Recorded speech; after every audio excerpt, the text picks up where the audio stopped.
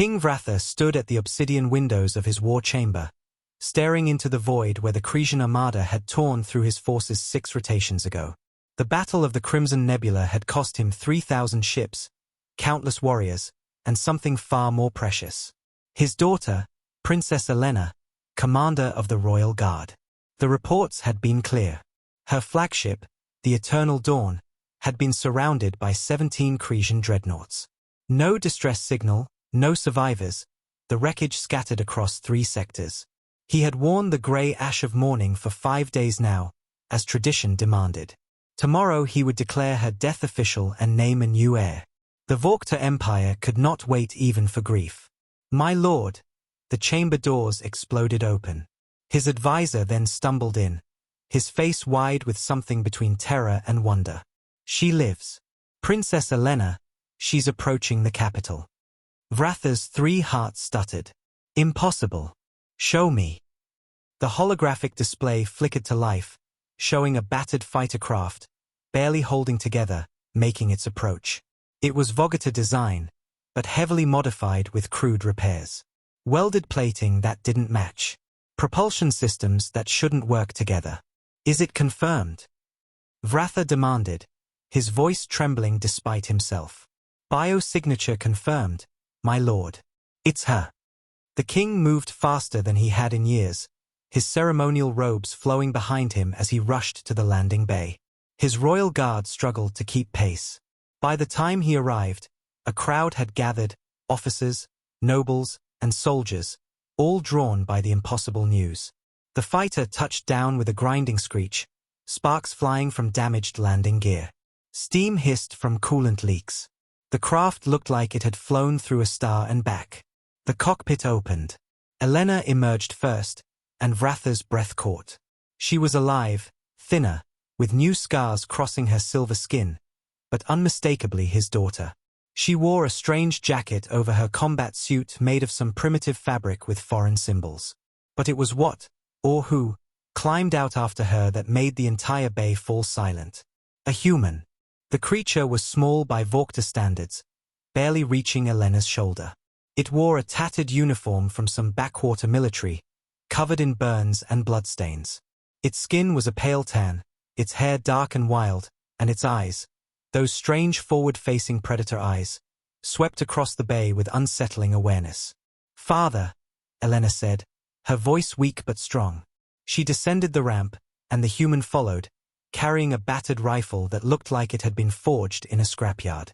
"I apologize for my late return." Vrathor wanted to embrace her, to roar his joy to the heavens, but centuries of royal protocol held him still. "Daughter, we thought you lost. How did you survive?" Elena glanced back at the human, something soft passing across her warrior's face. "I didn't. Not alone." She gestured to the creature. "This is Adam Chen of the Terran Colonial Marines. He saved my life." Murmurs rippled through the crowd. Humans were known barely, a young species from a yellow star, prone to conflict, notable only for their stubborn refusal to die easily. They were considered primitive, technologically inferior, hardly worth the Empire's attention. This one looked exactly as rumored, fragile, small, breakable. "Explain," Vrathor commanded. Elena straightened, falling into her officer's report stance. "After the Eternal Dawn was destroyed, I was stranded on Korath 7, a mining world in contested space. The Crimsons began systematic execution of survivors. I was wounded, separated from my unit. That's when I encountered Sergeant Chen." The human, Adam, spoke for the first time, his voice rough, his grasp of the Imperial tongue broken but understandable. "Was on recon mission, colony defense contract. Found the princess bleeding out in a canyon. Figured it seemed wrong to let royalty die in the dirt." The casualness with which this creature addressed a king made several guards reach for their weapons. Vrathor raised a hand, stopping them. "The Crimsons held Korath 7 with a full battalion," Elena continued. 2,000 soldiers, air support, artillery. We were 2. She paused. "We held them off for 6 rotations. 2 against 2,000. Vrathor whispered, disbelieving. "Humans don't count odds the same way we do." Elena said, and there was something like admiration in her voice. Adam taught me their word for it. Spite. When a human decides they're not dying today, the universe has to work very hard to convince them otherwise. Adam shrugged, as if holding off an army was casual. Used guerrilla tactics. Hit and run. They had the numbers. We had the terrain and motivation. He glanced at Elena. Couldn't let them have her. Seemed important not to. He rigged explosives from mining charges, Elena explained. Created ambush points, taught me human combat doctrine, something they call asymmetric warfare. When I was too injured to fight, he carried me. When we ran out of ammunition, he showed me how to make weapons from scrap. When I said we should surrender, she locked eyes with her father. He told me humans don't surrender. They adapt. Vrathor studied the human with new eyes. The creature stood calmly, weapon lowered but ready, watching everything, assessing. There was something primal about it, something that spoke to an ancient predator instinct. On the 6th rotation, Elena continued, Crimson reinforcements arrived. We were surrounded, out of options. Adam broke into their communications hub. She smiled. Actually smiled.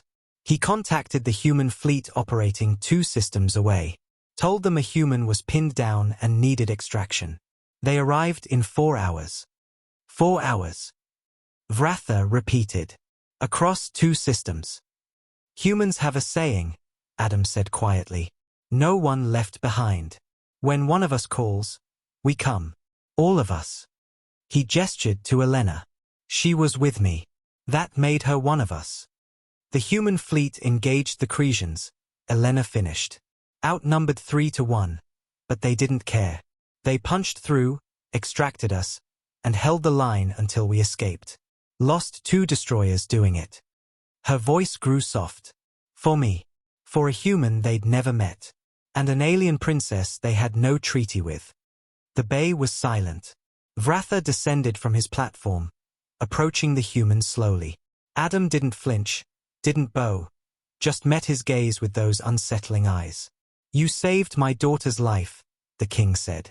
You brought her home when I believed her dead. Name your reward, human. Wealth, land, title. Anything within my power to grant is yours. Adam was quiet for a moment, then glanced at Elena. Something passed between them, some understanding forged in fire. Permission to court your daughter, Adam said simply. The bay erupted in shocked gasps. Elena's silver skin flushed with color. Vrathor stared, then did something he hadn't done in years. He laughed. A deep, booming sound that echoed off the walls. You hold off an army for 6 days. Call down your fleet to rescue my heir. Fly a dying ship across hostile space. Stand in my throne room covered in blood and ash. The king shook his head in wonder. And you ask permission to court her? Not for riches or power. Riches don't matter when you're dead, Adam said. Power is just responsibility in a fancy hat. But her, his expression softened. She's worth fighting for. Worth surviving for. That matters. Vrathor looked at his daughter. She stood straighter, her warrior's bearing returned. But there was something in her eyes he'd never seen before, hope mixed with fear. Do you wish this, daughter? He asked quietly. Elena hesitated, then nodded. He showed me what humans are, father. Not what we thought. They're not primitive or weak. They're relentless. When they decide something matters, they don't calculate odds or cost. They simply refuse to quit. She looked at Adam. I learned more about strength in 6 days with him than in 6 years of royal training. Vrathor studied them both, his daughter, commander of armies, and this small human who had accomplished the impossible through sheer stubborn determination. The Vauctar Empire and humanity have no formal alliance, he said slowly. But perhaps that should change. He placed a hand on Adam's shoulder. The human barely swayed under the weight. You have my permission, Sergeant Chen. Court her. Prove to my court what you've already proven to me. That humans belong among the stars. Adam nodded, something like a smile crossing his face. Thank you, Your Majesty. I'll try not to start any diplomatic incidents. You flew into my capital with my presumed dead daughter after holding off an army, Vrathor said dryly. The incident has already begun. Now we simply see where it leads. As the crowd erupted in confused chatter, as advisors scrambled to understand what had just happened, Adam stood beside Elena, princess and sergeant, alien and human, two survivors who had learned a simple truth. Humanity didn't conquer the galaxy through superior technology or numbers. They did it by simply refusing to quit, one impossible victory at a time.